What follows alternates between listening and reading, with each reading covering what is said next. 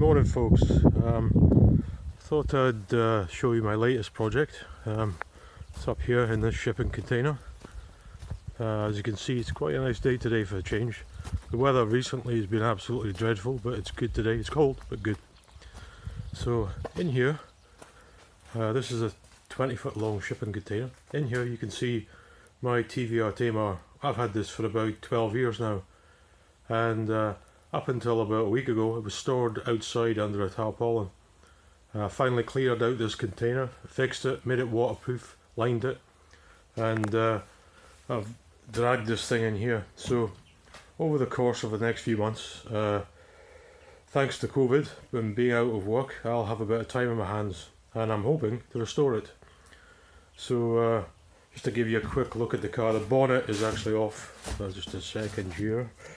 The bonnet, well, it's more of a front nose cone and bonnet. It's currently in this little trailer here. Excuse me. Right, so she's in there, so they can see that's the bonnet and nose cone. What I'm planning on doing,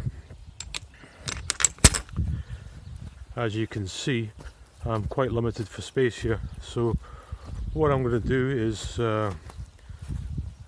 lift it's a fiberglass body car, so these plastic bonnet, these plastic wheel arches come off, then the rest of the body is effectively one piece. Obviously doors and hatchback can be removed.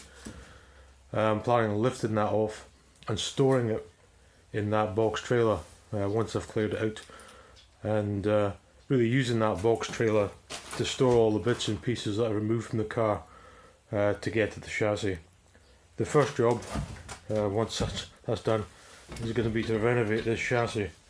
As you can see, it's quite rusty. So my plan is to get an air-powered needle descaler gun and go over it. So I'm going to strip the chassis bare, have everything off, just so it's a bare chassis, go over it and completely remove all the rust. My current plan is to paint it with epoxy mastic chassis paint as a base coat. I've used that before and found it to be excellent. Then to paint it, then to put stone chip on it, and then to spray it with Dinitrol black chassis wax. I'm hoping that'll give me a long lasting finish. But as you can see, I've got quite a bit of work to do. I mean, obviously in the course of this work, the suspension will need to be rebushed, be new polyurethane bushes to be put in. The engine itself, from the guy I bought it from 12 years ago, he said the engine was getting a little tired. It's a Ford Essex 3 litre V6. I've done one of these before in a scimitar, so I know a little bit about them. And I'm thinking that the top end will probably be, the cylinder heads will need to come off. They'll most probably need to be, valves will need to be reground. I need to check the cylinder heads for flatness, check the compression, make sure everything's good. The whole engine will come out and be stripped. I won't totally strip it, I'll strip it, the top end will be completely stripped. I'll inspect the combustion chambers once the top end's off, and take it from there and do what's needed. But as you can see, there's a lot of work needed doing here. The seats are currently out of the car, so just to give you a little look inside here, you probably won't be able to see much. The interior is actually very good, thank God. The sunroof, the fabric sunroof here, shot. The paintwork is shot, so it's a complete respray.